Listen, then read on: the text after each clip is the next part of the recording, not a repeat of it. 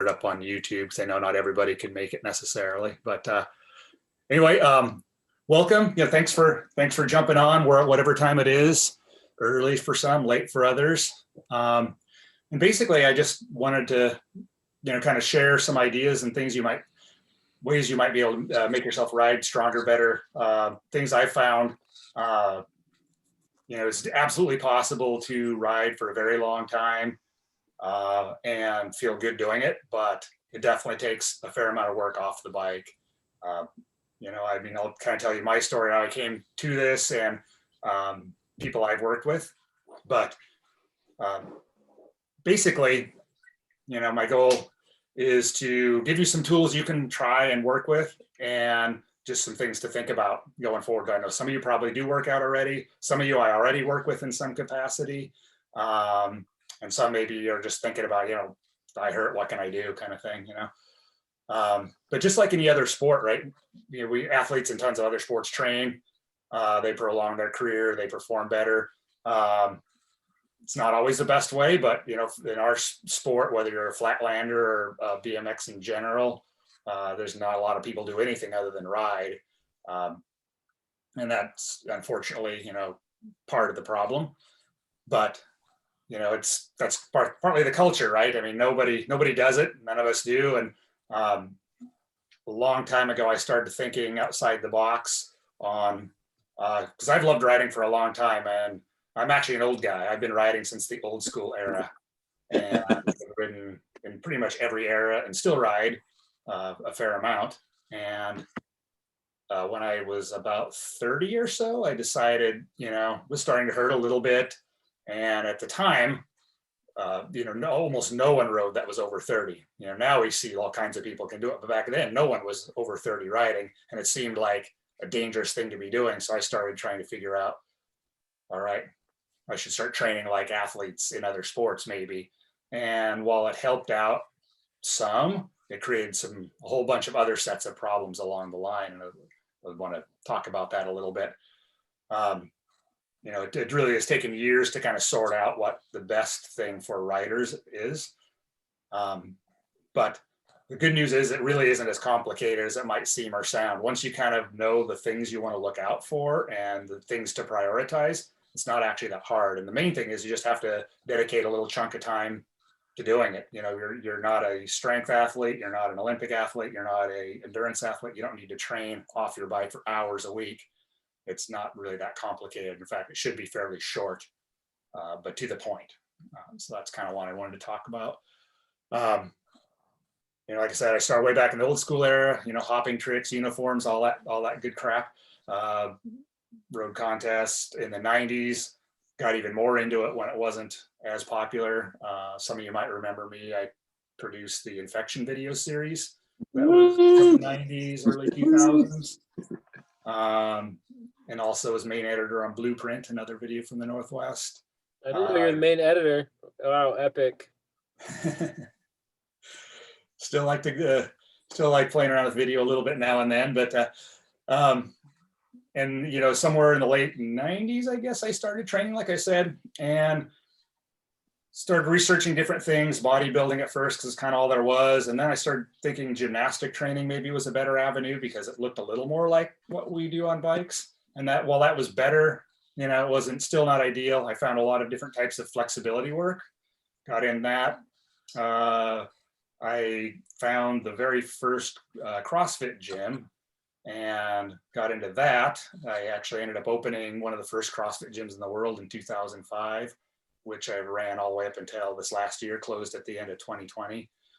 But I was never just CrossFit. I studied, many different types of training, and I've worked with all kinds of athletes from X Games winners to Olympic athletes in the traditional sports, a professional dance company, national level powerlifters, endurance athletes. So I have a huge background of different athletes and sports I've worked with.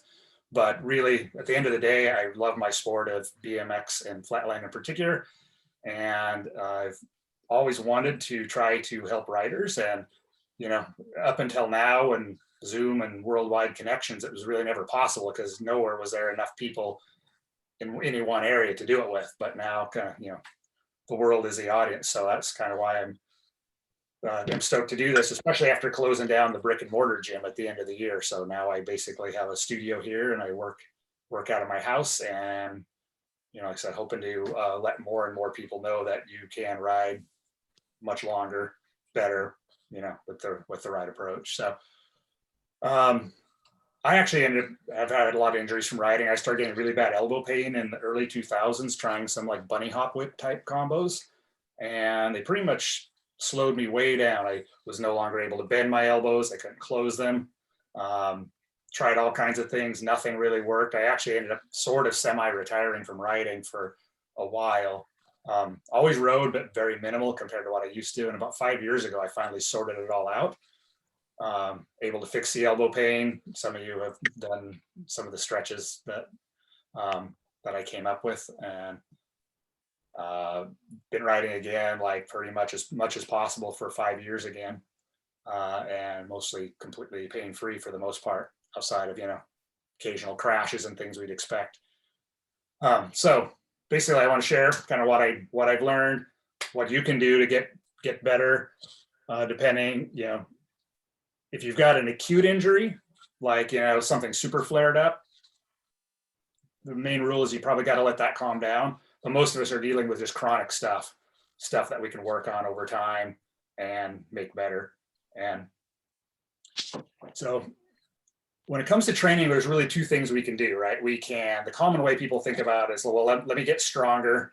Let me have better conditioning. That'll make me better. And that is one way to get better, right? But the other way is, what if instead we look at our body and remove anything that's blocking us from being as good as we already are? And in other words, I guarantee all of us have restrictions in movement. Even I still have some, right? I can't do every single movement as well as the body is designed to do. And so it's just an endless progress to try and keep refining that.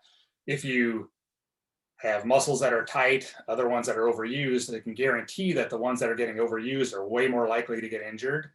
And you've got joints that aren't sharing the load properly, and so you're not able to be as strong as you currently are. You're not able to have the endurance you currently are, and if you fall or get in bad positions, you're not going to have the resilience that you currently should have.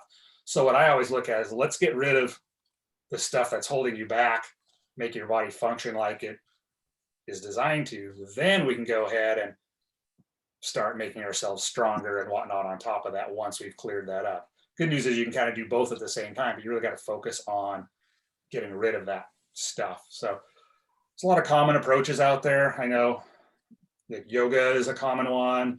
Some people do bodybuilding type training. Some people do things like CrossFit. Some do body weight strength or even powerlifting.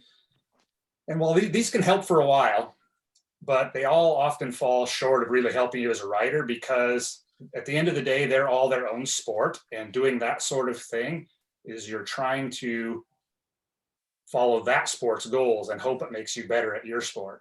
And it isn't really work that way. Like, you wouldn't start playing baseball to make you a better on your BMX bike, right? But at the end of the day, it sort of makes about as much sense. So if you're powerlifting, for example, you're intentionally restricting your range of motion to 3 very basic movements and hoping being strong and those will make you better on your bike. But nothing on the bike really looks very much like squats, bench presses, or deadlifts. Now, they may help you a little for a while, but after you become more than an intermediate in that, it's going to tighten you up. It's going to take away from your abilities on the bike. And you can apply that to any other sport, even CrossFit. It has more movements, but they're all, at the end of the day, it's like the same 4 different movement patterns done over and over with different speeds and loads. It's not necessarily going to help you on a bike after your initial phase of doing it. So what we need is, first thing is, flexibility is really the main key, but maybe not in the way that most people think about it. What you need is strength through length. There's a lot of people that are really flexible, but they're still pretty injury prone. If you don't have stability to be way back in ranges like this, then my shoulder joint is actually unstable and is not in a good spot. But if I'm strong back here, now I have the resilience to handle loads in different positions. And if I'm strong here, I'm definitely going to be strong everywhere in between. most strength training approaches make you strong kind of in the middle of the range, and they don't really make you strong out here. Yoga can be great, but I think the two problems I see with that, well, maybe three actually. One is it doesn't necessarily strengthen the ranges of motion you get into that well. Second one is in most cases you're following a class or a video and you're trying to assume the position the teacher is showing. And in an effort to get into that position, usually we get in some pretty crappy movements. We exaggerate, use basically the wrong joints to get into position to look like what the teacher's showing you instead of stretching kind of where you're at. And then it's really hard to measure, right? You know, are you making progress? So with the flexibility that I'm going to show you, it's pretty basic. It's like, can I do this? Yes or no? And it's a good checkpoint. So flexibility, we can get in better positions on the bike. We can take stress off the joints, right? So if our muscles are tight, let's say this is a joint, right? Maybe it's your knee, elbow, doesn't matter. If the muscles are tight, basically everything is jammed together and it's kind of grinding. If I am a little more flexible now, I've got less tension in the joint. Things are going to move with less overall wear and tear at the joint. So this is something that compounds every movement that you do. You can avoid overusing the muscles that are doing the job. So some of you may have seen the post I put up on Instagram yesterday, just with a simple calf stretch on the curb.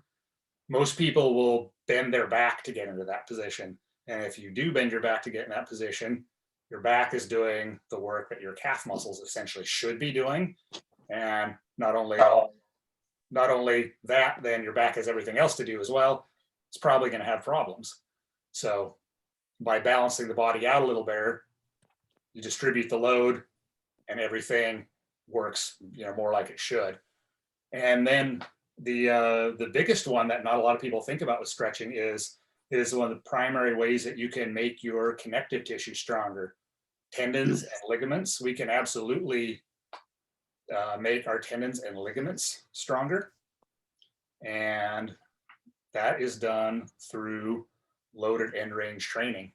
Now, we'll talk a little more about that in a bit, but common ways people try to get flexible, things like foam rolling, massage, even really chiro, acupuncture, those definitely can help, but those are just addressing the symptom at the end of the day. No one ever got flexible by foam rolling. Like, I mean, if you know someone that got the splits by foam rolling, definitely let me know. I'd love to meet them, but all that's going to do basically is calm down tension you've currently got, but it's not actually going to improve the situation. That's something you actually have to get out and do.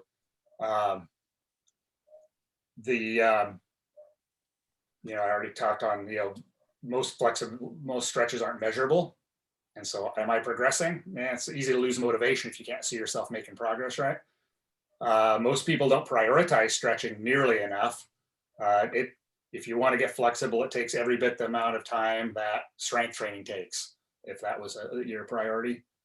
And then what works for adults is different than kids. So if you try to follow martial arts, dance, gymnastics, places where people are really flexible, a lot of times people start that when they're very young, and getting kids flexible and getting adults flexible is unfortunately two different things. And not a lot of people really understand that.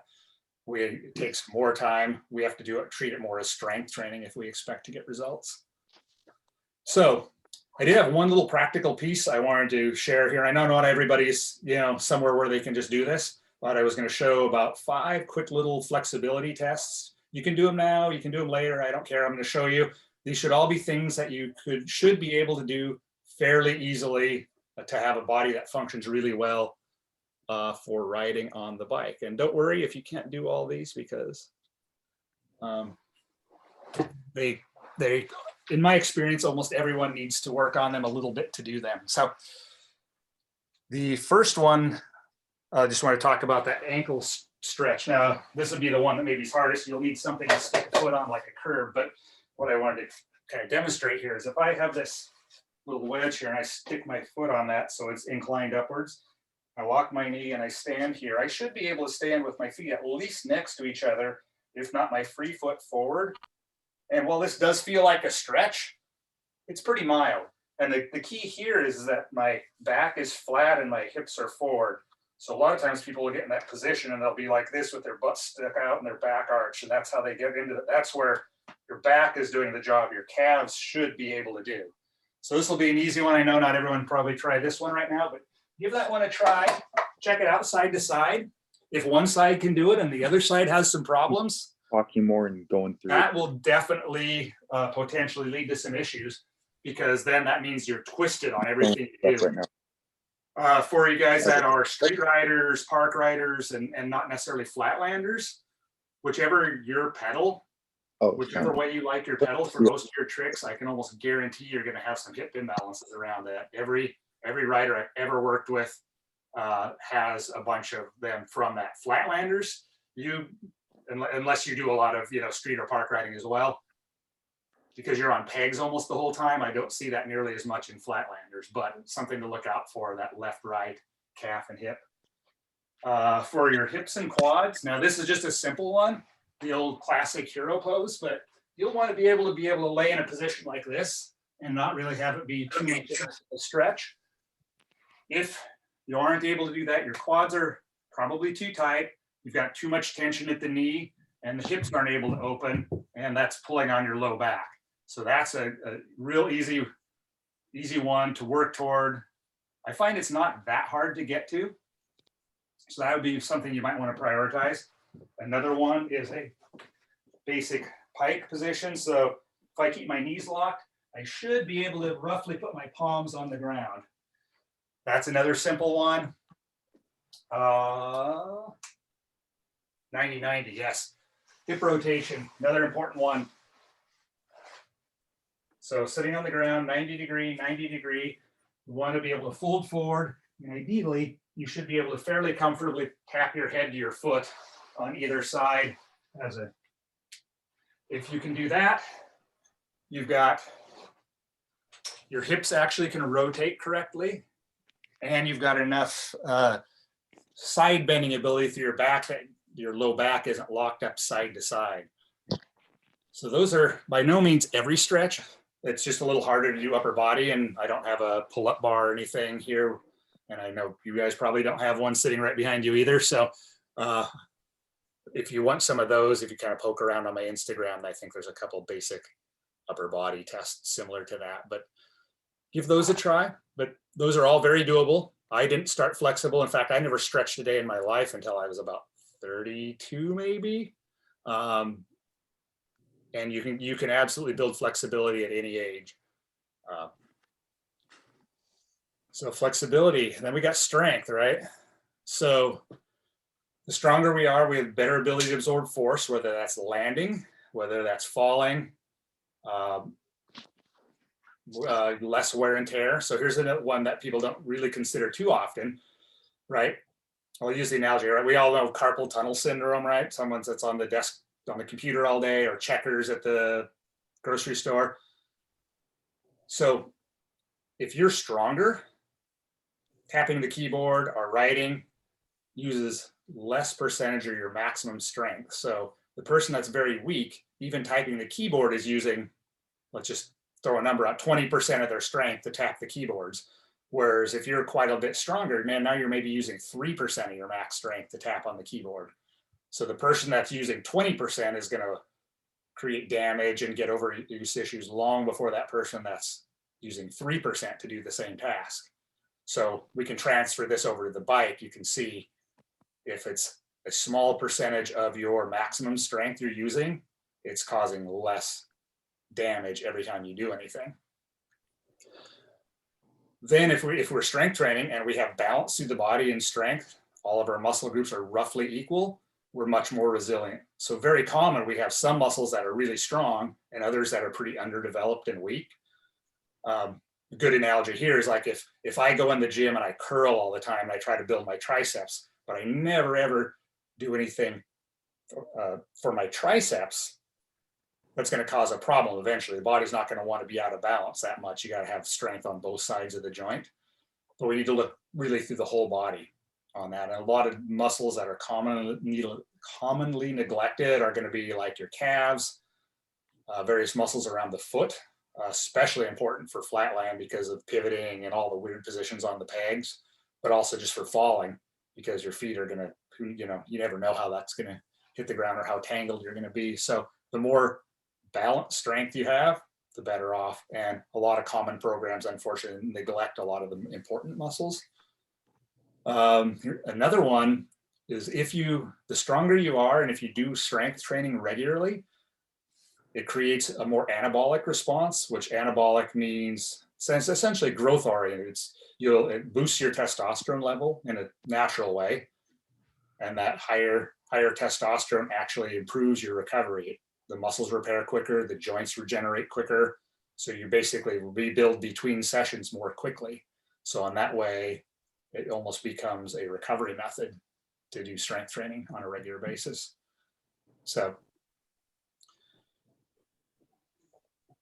I have standards for strength as well. And most of them are pretty simple. And strength is kind of like a curve, right? We have the old classic bell curve. If you're really weak, not a good thing for overall injury or performance. If you're strong to a certain point, you're much better protected injury-wise and performance-wise. But if you really chase strength to its nth degree, you start going the opposite direction. It starts going the other direction, where now you're putting so much effort and so much strain on your body to get ever stronger that it's actually starting to increase your injury potential.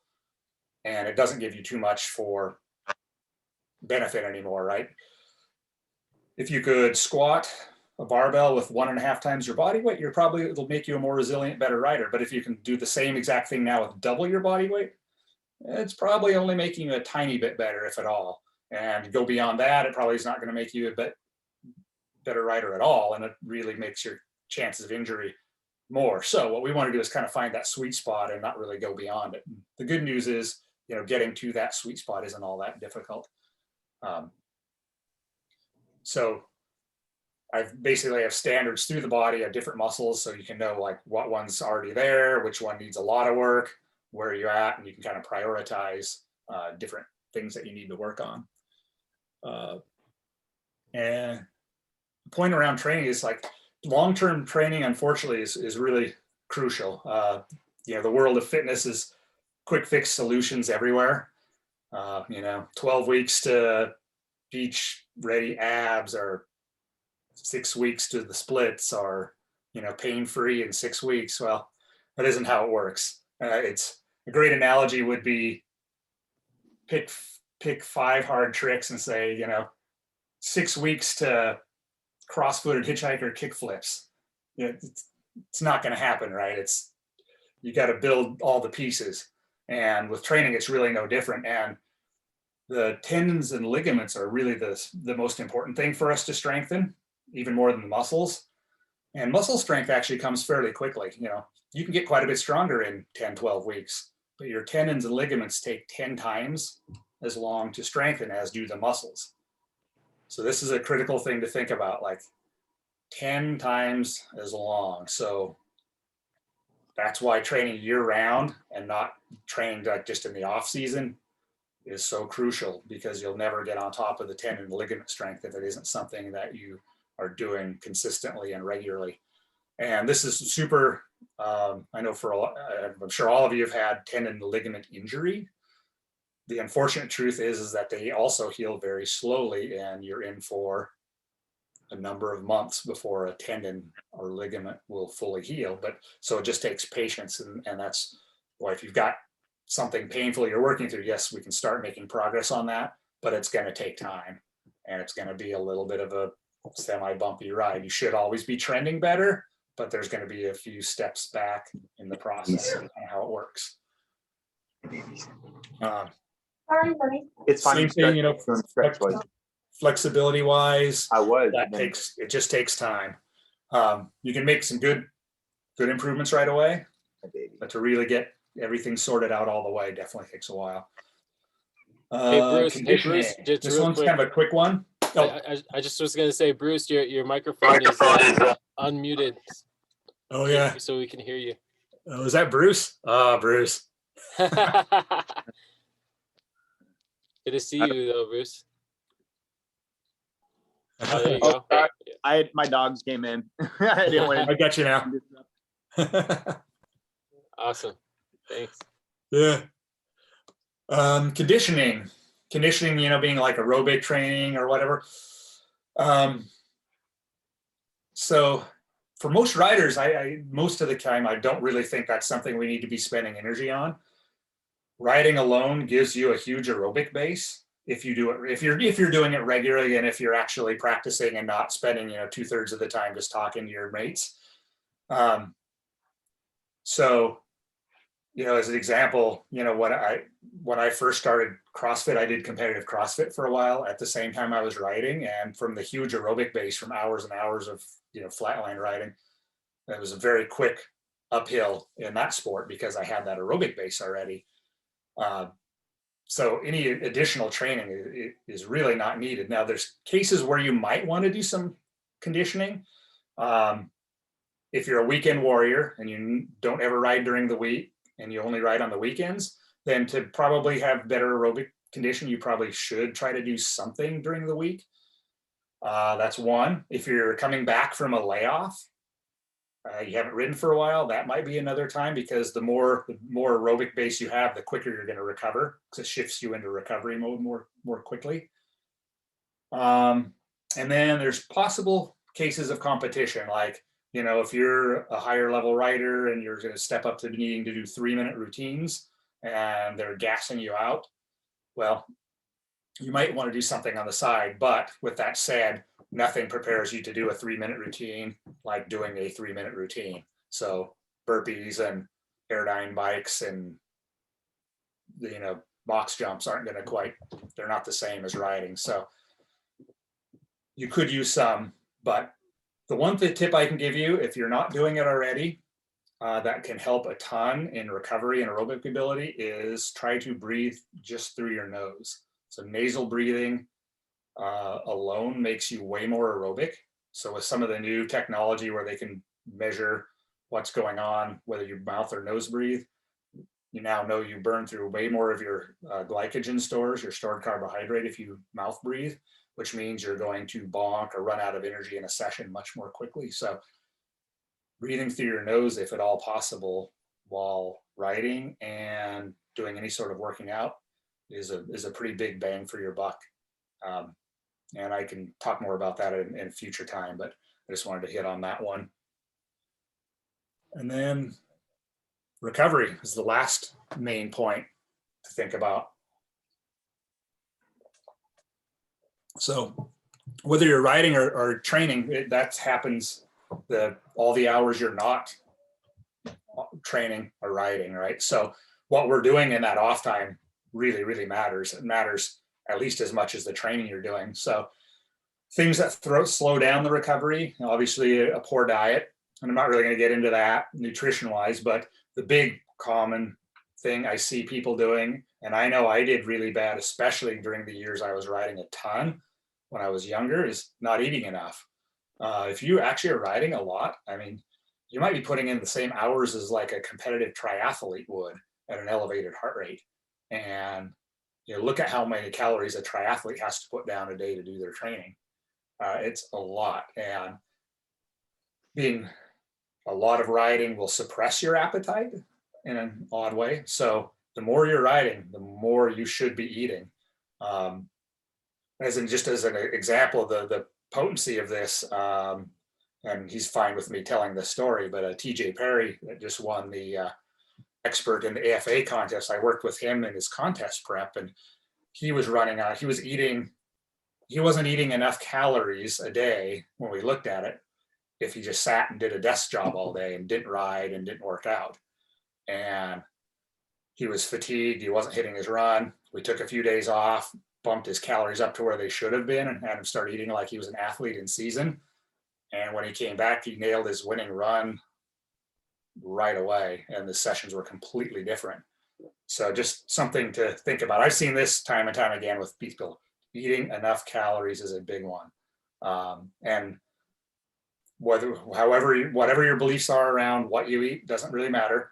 But if you're eating, let's say 2,000 calories a day, it doesn't matter how many nutrients are packed into your food, that's all you get, right? Whereas if you're eating 3,000 calories a day, because that's what you're burning, you're getting this much opportunity for nutrients, right? There's always going to be more nutrients in 3,000 calories worth of food than there is in 2,000 calories worth of food. And for performance sake and recovery and repair sake, you actually want to eat as much as you possibly can without putting on weight at all times. So stoking the fire, so to speak, because your body will absolutely prioritize or reduce recovery if it isn't getting the fuel it needs to recover. So something to think about. Sleep. So this is a big one. Well, we can get by on a lot less. 8 hours really is kind of a minimum. And for high skill sports, which is exactly what we're doing, the more you can get, the better. A lot of research shows that skill continues to improve up to about 10 hours of sleep a night. Now, I know we all have lives and that may not be practical, but if anyone does have that ability, your skills will be sharper. You will retain things you're learning more quickly if you can sleep as much as about 10 hours, even if it's now and then. So that's when we repair, and it's especially when the brain reorganizes skills and various things. So it also changes hormone levels on our body that help us handle foods better, have more energy, better thyroid output, higher levels of testosterone that repairs. And this is both men and women. Lower stress hormones, less sleep, higher stress hormones, more inflammation, slower recovery. And with that said, stress, right? The more things you have off your plate, the more you can put to recovery or riding. And that's a big, difficult one. I don't know how to prioritize that all myself all the time, right? I've got a lot of irons in the fire, but it's just something to think about. If you're entering a contest, working out a video part, or whatever, you have some very specific goals on the bike, probably finding a time where the stress of the rest of your life is a little lower to do it is probably a good thing. It'll give you a better ability to do whatever it is you're trying to do. And that even includes training. So you want to train, but if you are training and you've got a push period for a contest, you want to cut it down to the bare minimum to maintain, to preserve all your energy for the contest or the video part or whatever it is you're working on. And then when that's over, you can go back and kick your training back up.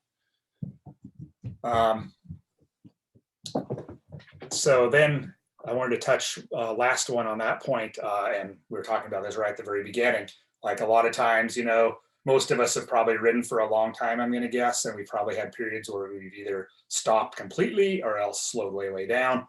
And this is where a lot of people get into trouble. I know a couple of you on the call, absolutely, this has happened to. Is when we get back into it, we're stoked again because our skills come back. We're getting it every day all of a sudden. And the problem is that the tissues of our body, our muscles and our connective tissue took the same time off we did. And though the brain is ready, the skills are ready in the brain, the connective tissues and things haven't had time to adapt yet because of that layoff. So it's real easy to push a little too much, a little too soon, and have something strain or get inflamed and create a problem. So, just watch yourself, make sure you take maybe a little bit more rest than you really want to if you're coming back from a layoff, or it could even be a certain trick. I know in Flatland, right, where the tricks are so varied that maybe, let's say you haven't done a certain skill for a long time, even though you've been riding a lot. And that one skill, that new skill that you're going to relearn or redo, puts you in a bizarre position that the other tricks don't. You have to still respect that rule for that one trick, because it's going to strain you in that certain way. So you have to kind of build slowly, but enough that it's not going to create an issue with straining those tissues that aren't yet ready for it. They'll rebuild in time. You just have to give them the time to catch up with your brain. All right, so some examples. I worked with a lot of riders, and especially more lately. I've had the online program going about 6 months now. The thing that started this whole journey was the elbow pain, right? Almost every longtime flatlander has elbow pain. And myself included. And I had sort of accidentally discovered that by stretching the nerves, by inverting this whole thing with a couple different stretches, really frees that up. I started sharing it with people. And now I've had, I don't know, at least 30, if not 40 riders who have had long time elbow pain that alone fixed their elbow pain for the most part. So it's clearly a very common thing. So just that one thing alone has fixed that one injury for a ton of people. But I worked, like I said, I told you the story of TJ. We've got Bruce Chrisman on the call here. I've worked with him a couple of times through the years. I think we put you back together for the Shola part years ago. And definitely some others. There's, oops. I got you. Sorry, I had you muted. So sorry. But yeah, I just started. Bruce is local here, so he's the advantage of being able to come here to the dojo. Yeah. But yeah, it's absolutely possible. It just takes the right approach. So, what can you do? Hopefully, I've given you some things to think about here. My social media, I have two Instagrams. I know you all know the Ride Unlimited, but I also have Scott Hagness Training. That one I reserve a little more for my clients and other avenues, but I do post everything on there is pretty much could be specific to riding too. So check out both those posts. And if you scroll back, there's probably at least 5 years of different exercises, stretches, things in those you could look through. Plus there's a couple articles on flat matters I've done. And if you have any questions, definitely reach out. I'm happy to give suggestions or whatever. I've got the online program, and that one is, I've got 6 months worth of programming on there now and building it out as we go. We got some people have been doing it from the start, so I keep building as we go through that. I know David and Monica on here now have done that for, I think, since the start, both you guys, and there's some others too. I have some fairly well-known writers doing that behind the scenes. And that one, it covers, we work through all these things. It's about half flexibility, or the strength flexibility, and half strength. I know very few riders have gym memberships or detailed home gyms, so I made the whole program to be done with very minimum of things. Really, the only thing you really need is like some sort of adjustable weight, ideally, or a few light to moderate dumbbells, a pull-up bar or something, and just one of those Dore ones is fine. Or if you want to just go to a park and do that at a park that's got a bar to hang from, that is one important piece. And outside of that, elastic band, and I've even had people actually just cut up an old inner tube and have used that. Yeah, that was you.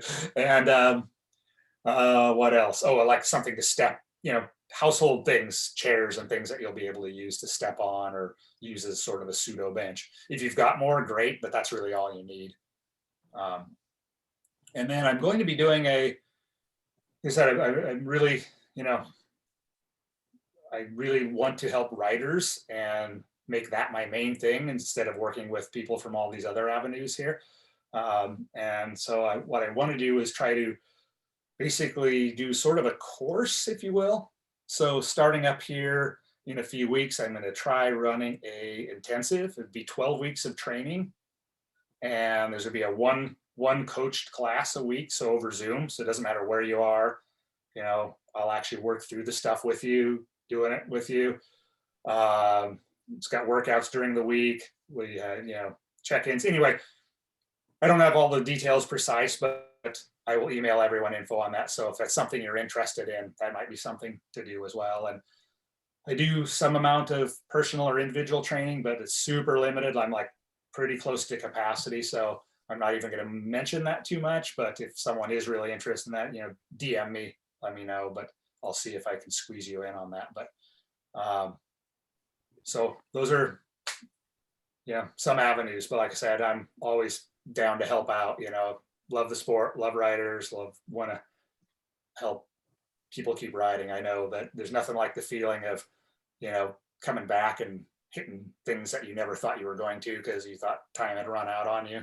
I mean, it's pretty cool. So, yeah. So with that, if I'm sure maybe there's some questions, so I'd love to, just answer questions or whatever. If you got any, just remember to, you'll need to unmute yourself in order to do that. But yeah, snap there. Yeah, man. Hey, I had a question. Can you hear me, Scott? Yeah. Yep. Hey, man, I had a question. This popped into my mind like an hour ago. I was going to ask you. So for lower back pain, as you know, we've been working pretty tough with my exercise and stretching of that. Do back massages, are they beneficial really, or just kind of a pain reliever in the end, really? Or is it actually important for me to, get back massages? I mean, it is a pain reliever to some degree, but it certainly can help in some cases. So like if you've got a knot, something's fired up, muscles are spasming and contracting an area. Yeah. You want to get that to release. So that's where it can be more appropriate. Yeah. If you have a good person for that, that's great. Yeah. It's been years since I tend to, if I ever have things, I use like lacrosse balls and things. I've tried to figure out how to do it myself. Yeah. I just use the foam roller, really. That's all I've been using, the foam. Get a lacrosse ball too. Lacrosse balls are super, super useful for that in particular. Right on. Yeah. Yeah, I found I actually have a. Oh, go ahead.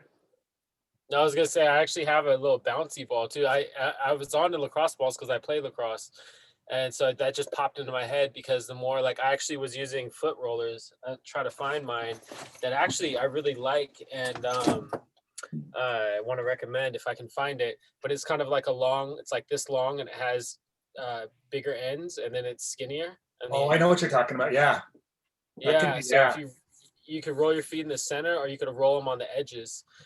And like that I feel like foot stuff is super like I was in Taiwan for a year and I went to a foot place and like literally there's just like this old dude who's just like getting in there and literally when I walked out it was like I was like floating like and it hits your whole body like just from your feet, right? So like so would you recommend foot rollers as well and like foot stuff? You certainly, yeah. Foot strength is one that's commonly neglected, and it's super important. And a lot of riders will have jacked up feet because we don't really use them as feet. Our feet are designed to do a certain job on the ground, but we're going to stand on pedals or pegs instead. And it's rare to see a good strong foot, strong in the right way, I should say, for riders. So yeah, foot rolling definitely. I have like an old dumbbell down here. Sometimes I'll do that under my desk when I'm working, but that certainly can help. Yeah. Dumbbell. Yeah, you could totally. That one would be hurt a little bit, but yeah, you totally could. What do you do with it? What do you mean? How do you do it? I'll show you. Now someone gave me this. This is like probably 100-year-old dumbbell, Nice. but the handle here like works really well, but I use the rounded end as well. But it's just like really there's so many things can work. Just the roll the underside of the foot, the arch. Right. Oh, and one thing I was going to say, I'll send everyone out to is I made a morning routine video. So one of the things that I'm really, really big on and is just the idea of getting up in the morning and spending about 3 minutes moving all your joints through their full range of motion, just a couple times a piece. It's magic to cut tension from the body and give you better flexibility through your whole day. So I've got a little simple routine. I've made it before. Some of you may have seen it, or some of you I know have it. But I will send that out afterwards. I'll send you guys an email tomorrow just with that in it. Oh yeah, exactly. Yeah, those are cool. I've seen those. What is it? This is a foot roller. How do I see you? Oh yeah. So like on the ground, you just put your foot, and then in the center and just kind of roll it and it's rolling back and forth. Yeah. This thing rolls with it and it has the rubber ends so it sticks to like surfaces so it doesn't move. And then if you want, you could put both your feet on the end and then roll them. Oh like yeah. that, and it feels really good. Yeah. I actually just stand on it too sometimes and just put Pretty all that intense, pressure. Yeah, I'm super into that intense stuff. Nice. Feels good to Yeah, me. boy. Cool. Any other questions?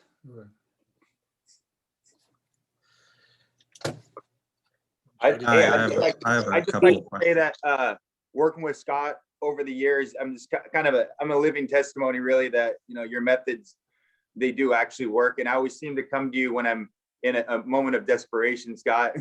Kind of like, I mean, I won't ride for a while, then I'll come back and I'll just end up hurting myself, just trying something, you know, a bigger drop than I should have been doing. And with that said, really the key to your knowledge is about consistency. Like you said, I really, like 5 weeks ago, really started talking to you and taking this seriously.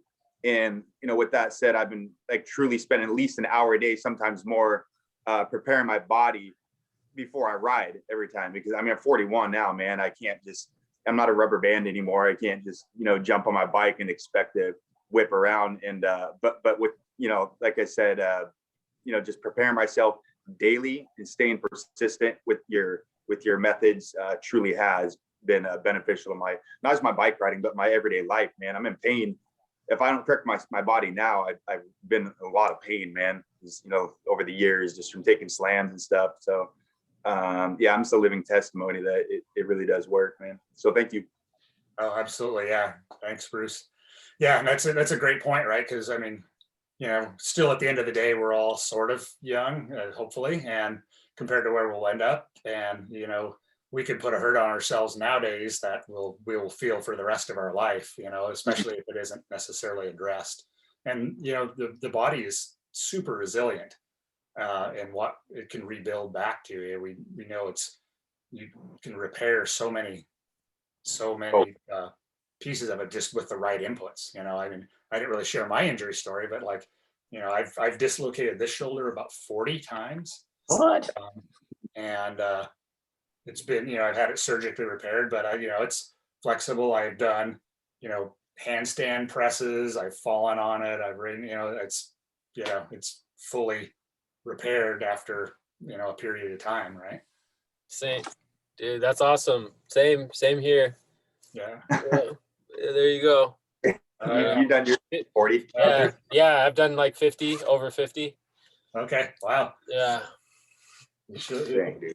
I don't think it's all the way ready. Like, I don't think it's all the way fixed. So yeah, maybe we should chat. Yeah. Yeah. You know, it's a long puzzle. The shoulder is a tricky one. And yeah, so yeah. Yeah, and you know, back issues. I had back issues for a while, and Yep. I've got for the last 3 years. I would say my back feels the best. It feels better than it did when I was a teenager, because I remember when I would sleep in as a teenager, I would have a stiff back in the morning, and that doesn't happen anymore. Now I understand why. I've had tight hips as a teenager because I wasn't a naturally flexible person, and yeah, sleeping in, I was sagging my back, you know, and putting pressure on the discs for however 10 or 12 hours or whatever I was laying in bed back then. Wow. Yeah. So hey, Scott, you know, a cool technique Tope and I have been riding quite a bit lately. A really good warm up we figured out is we've been doing like almost an hour of we begin our sessions doing switch everything. Switch pedal stance, just, you know, switch 180s or whatever. And man, it's been like an awesome warm up. Yeah. So, it's kind of, anyway, ski riders out there. I've been messing with that as well. Yeah. Like when I warm up and ride, trying to do all my stuff either opposite side, opposite foot. Yeah. You know. Yeah. You mentioned that earlier in the call, Scott, that if you do switch foot, it'll hit your hips differently, because we're used to just standing like that. Like I'm right foot forward, like for years and years, right? Yeah. And so it isn't just like the pelvis even shifts kind of to accommodate that, and then the rib shifts to accommodate that. So yeah. So the more you can balance that out a little bit too, even just on the bike, it's going to be definitely be beneficial. Yeah, man. Yeah. And then, you know, and then so flatlanders, think about that, right? Almost virtually everyone, we have that preferred direction we're going to circle, right? You're always carving, you're either left or right. And especially like the feet on your foot on the peg, right? It inverts. And so you end up getting strong in one manner, but then the other foot isn't like that at all. So if you'll look, your rotation is probably going to be a little off and askew on that.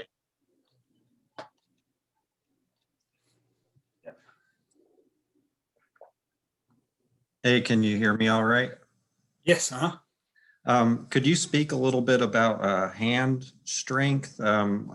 Last year I've always done a lot of BMX riding, but I did a lot more downhill mountain biking, and then not used to having a front brake, which you're probably more used to, and then just having to grip for longer as you're going down. I noticed like some weaknesses specifically like in my left hand, and I didn't really know what to do because they're like, it's mostly tendons or ligaments or whatever. It's not just your forearm muscles. And can you speak a little bit about our hands? Yeah, that is a common one. Yeah, and that's you'll get whether you're brakeless and go to brakes or vice versa. It's a different thing. And so hands. One of the things I really like for all riders and is and really everyone not a rider, but as a rider, right, we're out here a lot. We tend to suck here and we tend to suck back here. You can see mine still suck a little bit on one side. So hanging from a pull-up bar, that's why a pull-up bar or something you can hang from is a crucial piece of anything that we do. So this alone and letting everything stretch out, it opens up all this stuff all the way down to the hand. So it's building in grip strength, which is great for, squeezing the brakes, but also it's opening all this stuff up so we're not as locked up in tense and elbow. So a handful of ways to do that. I mean, there are grippers that you can find. I actually like, so for tendons and ligaments, isometrics, which are where we're holding something, but we're not actually moving. So just holding a dumbbell by the fingers like this is a basic way that I have people do it. Different implements, or you could, I made a thing where it's just a pipe I can hook weight to for people to hold. So that's a way to do it for sure. And then the other thing is, especially if you go to riding brakes, your thumb actually has an important role to play that I think you don't necessarily realize. So imagine this is a handlebar and not a dumbbell, right? I've got my fingers out here on the brake while my thumb is down here and hooked on. And one of the main reasons why flatlanders in particular get the elbow pain that they do is because the muscles through the thumb that are responsible for doing this sort of motion are weak. So that's something you can strengthen as well. I don't have like if you have a hammer or something, that has weight on one end, or I might be able to show with this.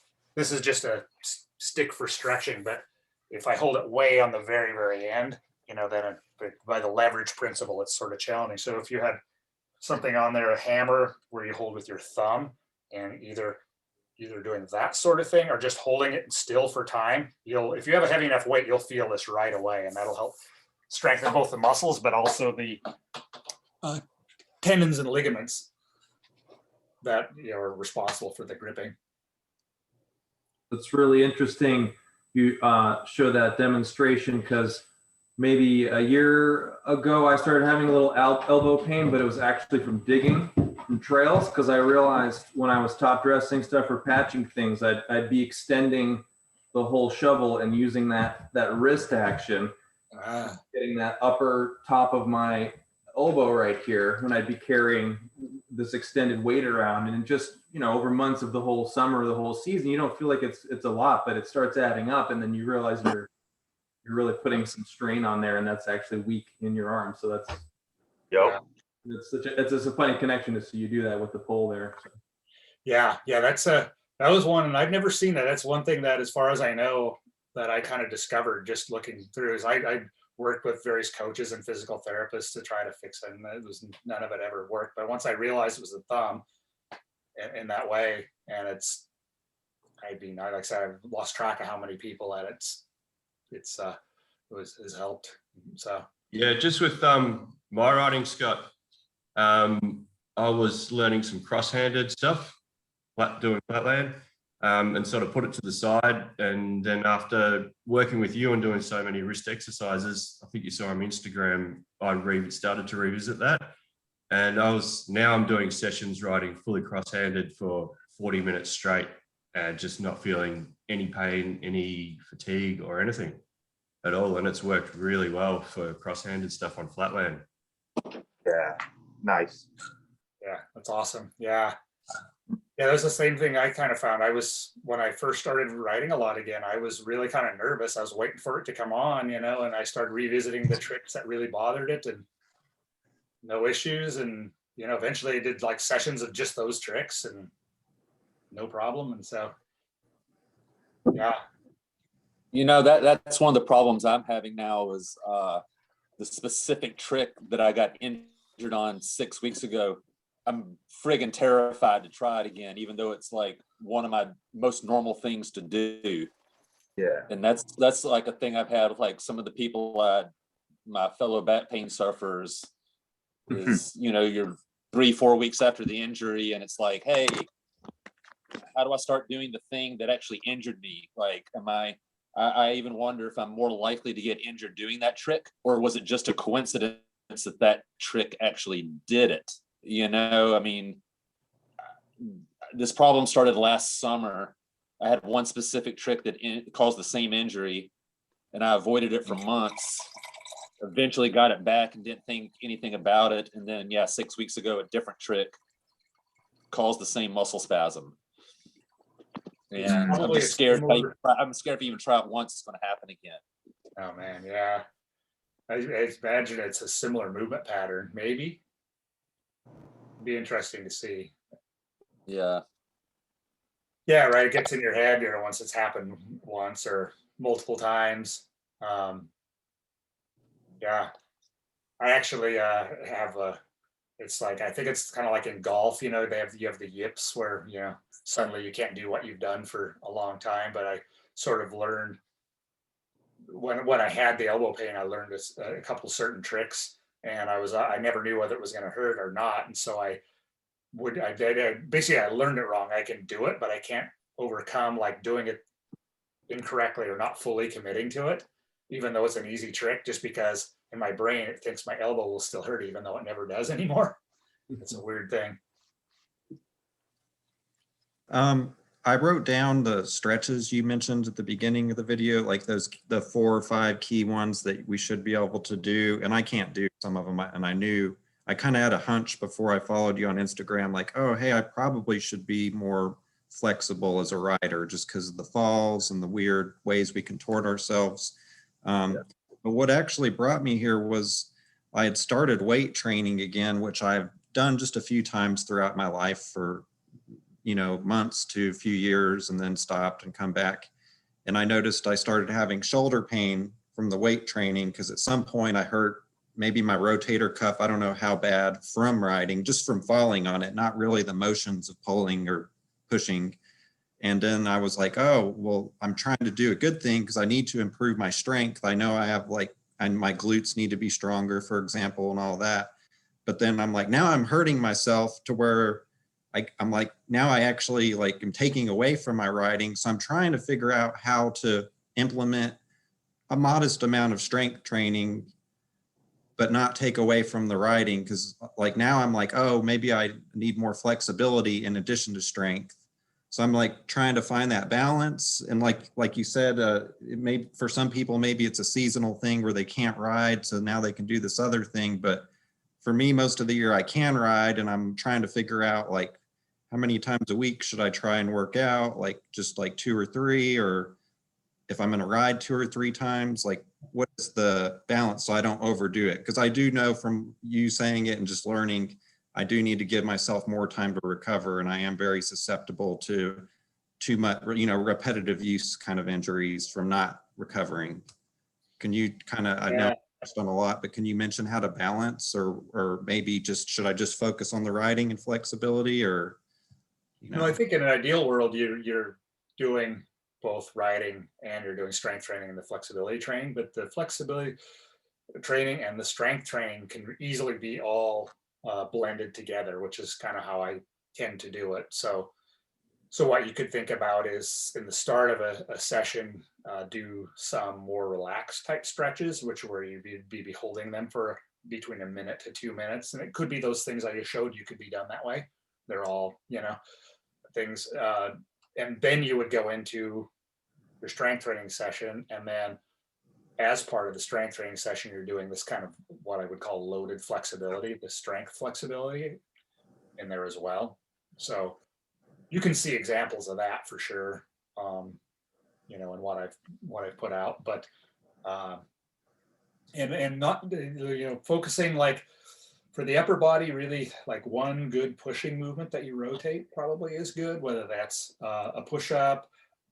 You can add in, so here's where you can add in flexible strength into your strength training, right? If you're doing normal push-up, right, you hit the deck, your floor is here, but we can actually make that a shoulder stretch if we have like elevated like handles we can do it on, or a pair of dumbbells on the floor. Now you're getting a shoulder and chest stretch at the same time as you're doing a full range push-up. As that's one example of a way to do that. Or you can get in your full stretch of the whole shoulder girdle on pull-ups. If you do truly full range of motion pull-ups, now you're adding in that piece to the work you're already doing. That would be an example of a way you might do that. And I prioritize some of the small muscles, like bringing rotator cuff strength up to par, and your ability to kind of, retract the shoulders. These sorts of things are super important. And I almost, if they're weak, I prioritize those first. Like I put the big movements that people are more familiar with toward the end of the workout, and work on those little more stabilizing muscles toward the beginning of it, actually, for most guys that ride. So I don't know if that's helpful at all, but and it might be worth doing the program I have for a little bit, just to kind of see how it's laid out. And if you already have some knowledge around training and how you want to lay your program out, then sometimes that gives you enough idea you can run with it yourself. There's just not a lot of good examples of it out there. Yeah, there's resources online, but I find that they're very they don't apply to us a lot. It's like the average guy who's just trying to get in shape, or he has an injury from an old sport. And it's like a lot of the things I find are beneficial advice, but some of them I'm like, I don't know if this is actually what I should be doing, because it's not really suited exactly for me. Yeah, see, that's the thing. And I did this forever too, is I tried to follow these programs. They're designed for someone that's what they do. They work out, right? They don't have a sport like riding or any other sport. So they basically are designed to consume an average person's time and energy dedicated to this one thing, that's training, right? But if you have a sport you need to do and you want this to support your sport, it needs to be quite a bit less. And the good news is that, I don't think any of us are advanced in the gym, so we don't really need to do that much to get good gains. So we definitely don't want to follow those, programs that are designed for people that are just training either to get fit or it's the only thing they do. Yeah. Hey, if I can principles from those programs, but not like follow it in structure. Bruce. What was his name, or who was speaking earlier? Just who had the question? Ty, me. Hey, buddy. Hey, Ty, I was gonna say that was an awesome question. Actually, is the biggest element, in my opinion, working with Scott has been that he's actually helped identify the areas of my body that I'm least flexible, and coming to find out that's actually where most of my back pain, or if not all, my back pain is coming from. I did a session last week and found dude, my arms are so inflexible, and then where the muscle behind my under my back of my legs. I was so inflexible, dude, in different areas, and coming to realize those are key points to how do you say it, breaking up those tense muscles. Yeah. So working with Scott, the biggest point is he's been identifying the area that is causing the pain in my back. And it's a really important question on your behalf there. Yeah. Actually, I wanted to add to what Bruce is saying. So Bruce is an example of someone who's been stretching and he's been doing things to be more flexible, but like what many people do, like, so I come in and I assessed him and he's actually really good at a lot of things, like pretty flexible, like, oh, I'm more flexible than most people I start out with. But then there were these other areas like the blind spot, right, that were super, super tight.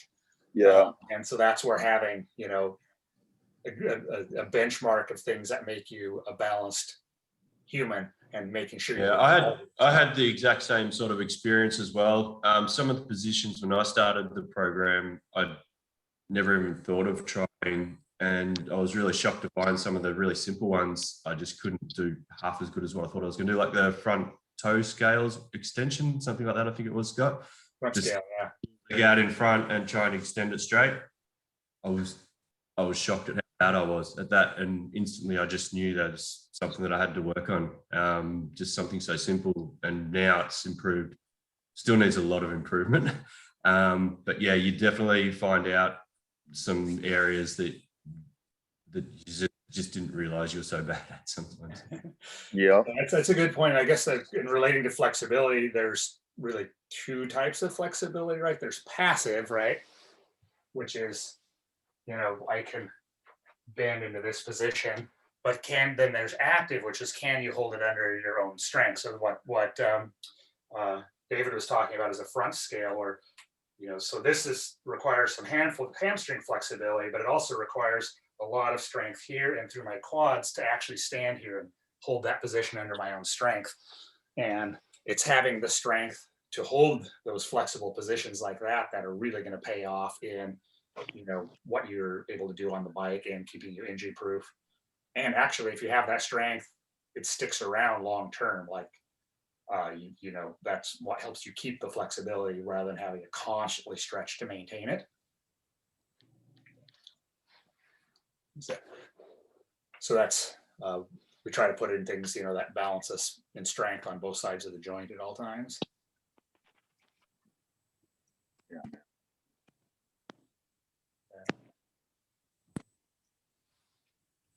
Is anybody got anything else there?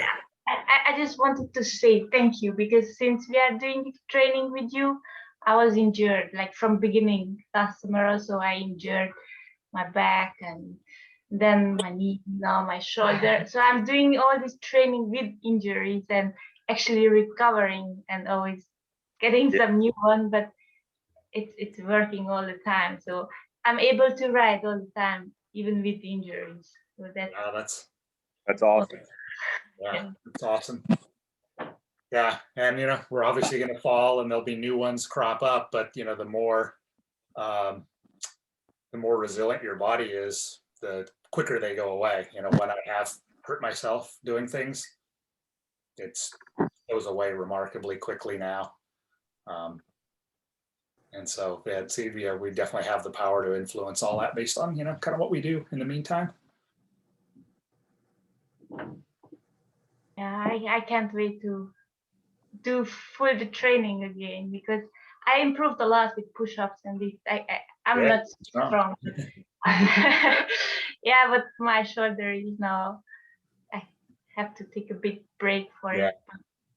But still I can do. We can, yeah, sometime we'll have to have a look at it, you know, like being able to see, you know, certain movements. Maybe I can suggest some things that would be more appropriate for it. Yeah, I do some videos for you again. Yeah. I have a question. Yeah. Have you considered, because like for me, like I think just getting older, I'm in my mid 30s now, like just like not doing a lot, and then all of a sudden, like maybe one day I'll wake up and like you, like slept wrong, my back hurts. I noticed that sometimes I'll like be like 2 or 3 times I've been in some of the worst back pain I've ever been in. Like I didn't even want to walk, and when I walked, it hurt. But I got on my bike and I went even in cold weather, and I like went to a basketball court and just rolled around and like just in it, and like eventually just did like a manual, and it like really loosened things up. Have you considered sort of taking some of this like philosophy and applying it to like while you're on the bike type of movements, or just things you could do like, yeah, like on the bike? Because, you know, as a BMX addict like myself, anything where I'm on the bike more is just like, it'll make me do it more. You know what I mean? That's true. Yeah. That's a good point. I mean, the only thing that I think that between, the idea of warming up with various switch things, wrong way things just to balance out. And then there's the, the elbow release stretch where you grab your bars, do a full 360X up and you use your handlebars as a prep stretch. Mm-hmm. It's funny you mentioned that. There was a time I was thinking about creating like a basically use your bike as the warm up routine, and I never got around to doing that, but I may have to do that. I remember I had come up with a really nice shoulder extension stretch, just using the bars because the bike will roll away from you, and you can kneel down and use it really well. Yes, BMX yoga. BMX yoga. Don't pay if you think about it. We actually are kind of doing that when we do switch everything. Yeah, I mean, I just want to like anything that'll keep me on my bike. Seriously, like the moment that I'm in it, I've tried yoga, I've tried going to the gym, like, but then it's just the moment. Even if I can't do what I normally did on my bike, the fact that I'm on my bike, like even if my back hurts, like. It's just like, I just been realizing, wow, maybe I could turn this into a tool for stretching. So I don't I'll have to get back on that project. And then, the other thing, and I think, you hit the nail on the head, why your back probably released when you went out and rode is, I mean, this is what we do, right? This is what we love. And yeah, I mean, my day is infinitely better if I can ride, even if the weather sucks and I'm in a cold spot and I have a crappy session, like I still rode. It's like it releases you. Things relax. You just feel better, right? Maybe there's like something psychologically. Yeah, maybe there's something psychologically happening too there, right?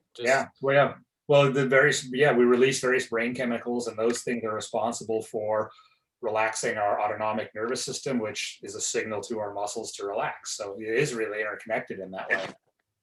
So yeah, that's so awesome. I had a lot of experience with this, because one of the worst problems I had earlier in the decade was like 2013 to 15. I basically didn't ride for almost 2 years because of neck pain. And when I found this good, like first off, the technique that helped me most with that was getting dry needled in my shoulders, and doing that twice just got rid of so much of the tension, and I was almost instantly riding again. But the therapist had also told me, he was like, you need to go do the thing that you like to do and quit sitting around the house resting. It's not going to heal that way. You have to go out and do what you like to do. Just don't hurt yourself. And I sort of compared it to people I've told this about. It's kind of like with your muscles, it's like kind of like loosening a rusty chain. You got to go out and do it lightly, but the more you do small motions and just going out and just doing simple stuff for 15, 20 minutes a day, that's how I got started back a month ago. I waited 3 weeks after my injury, and I would just go out and do the most basic stuff I could do, 5 or 10 minutes. And if my body said no, I went in. The next day I could ride for maybe 20 or 30 minutes just doing basics. And a week later, I was kind of hitting like close to normal tricks, but just holding back. And now I'm just doing a more advanced version of that. I'm still doing more basic tricks than what I like doing, but at least I'm on my bike. So, but yeah, you definitely got to go out and ride. Extend. There's definitely seems better to keep moving than to like sit around waiting for it to heal. Yep. It's like a warm up too, right? What was that, Bruce? Saying, you just got to listen to your body. You're right, man. I've been taking baby steps too. In fact, I just been riding more transition than anything this last month, and really been like you said, at least I'm on my bike, and has to be some healing pretty bad, right? Yeah, like because one of the reasons I have so many like little dork tricks and just like little tiny things I like to do is from going out riding on the days I don't feel good, because like you can always learn something, and anything you learn increases your overall bike skill. So just learning how to stand on your back pegs and do a basketball dribble, peg wheelie, is better than sitting with back pain if you can go out and do it. I mean, just anything you learn. Right. Yeah. I mean, I feel like even just riding around, like if the first thing I do in the morning is just like, even when I was a kid, I like got back to where I was, you know, when I woke up early and went to Burnside, like there was no stretching. There was, I mean, obviously I was a kid, but even now as an adult, if I wake up and I don't do anything and I just go for, even if it's just a bike ride in a straight line, like not necessarily all the way to Burnside, even go to the basketball court and come back. Now I feel like, well, okay, I can stretch and feel better. I don't know if it's like psychologically the fact that I rode, but also just kind of loosening up, and those chemicals you talked about, Scott, that get poured in when you're on your bike, all that adrenaline and all that good stuff. Because like me, like waking up and then just going from my bed and just be like, and like trying to stretch, I'm just like, oh man, I suck. Like you know? Motion is lotion, you know. I Yeah. would say the worst my body ever feels is when I do take a vacation and I don't do anything, because I'm used to doing some sort of movement, you know, and that's when I start to ache, and you know, it doesn't feel good. So I've learned I kind of still need to just stop on vacation, but movement, gotta keep it. That's right. Keep your bike on you on vacation. That's my new thing. That's what I'm actually about to do, is do some traveling and bring my bike with me. You know, even if it's just riding around, like you say, like I just want to really be like a lifestyle. I just want because I don't think, like, I thought it would go away when I was older. I thought I would like give up the bike, but it keeps coming back to me. Yeah.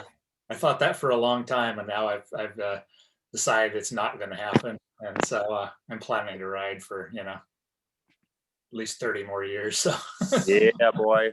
Awesome. Hall of Famer. Breaking limits, breaking barriers. Like you're really like the vanguard of BMX. You're part of that era that, like, you know, before you guys really didn't even exist, it seems like. So nobody knows how far it could go, right? Like we're seeing DMC do 540 Barsman's on vert at age 50. Yeah. Yeah, bro. Sky's the limit, I guess. Yeah. Yep. Well, cool, guys. Thanks, Scott. Thanks for joining. Thanks so much. Hope you guys got something useful out of it. Like I said, I'll send out a couple things, and definitely hit me up. I think, well, now you guys all have my email, or DM on Instagram is totally fine too. Either one. So if you have any other questions or thoughts or anything, definitely hit me up. Or, you know, if you're interested in trying one of the programs, that'd be awesome. But yeah, just keep doing, and let's all keep riding. Right on, brother. Awesome. Thanks. Thank you. Thanks so much for having us and for all this free info and stuff. Yeah. It's just really useful. I hope to sign up for your class, depending on what you offer. And yeah, thanks so much. Really. Absolutely. Yes. Thanks, guys. Yes, Scott, thank you for all your help over all the years, and just freaking keeping me motivated, and all your videos and doing this and everything, dude. It's awesome. Yeah, man.